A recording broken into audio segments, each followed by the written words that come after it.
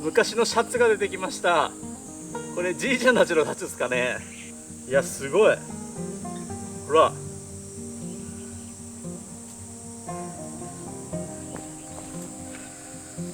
これもう多分何十年前のですよ。多分50年ぐらい。私のこのばあちゃんじいちゃんの家が築80年なんで、一体何年前の何十年前のシャツですかね。すげえ。この袖の部分が全部破けてますね。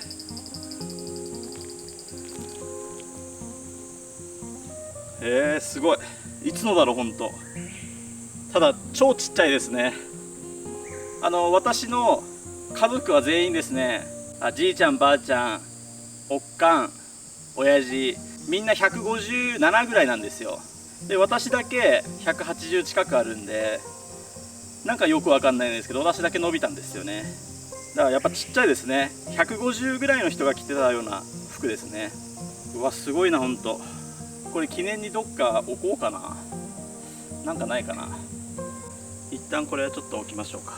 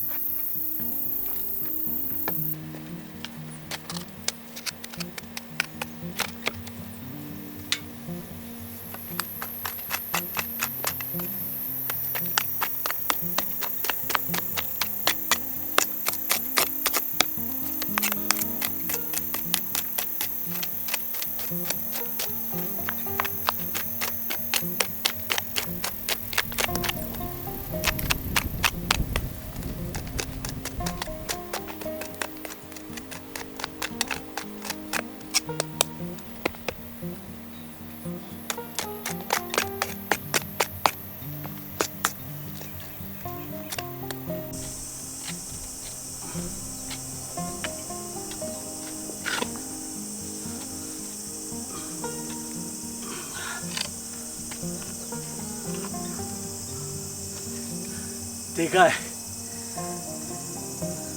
う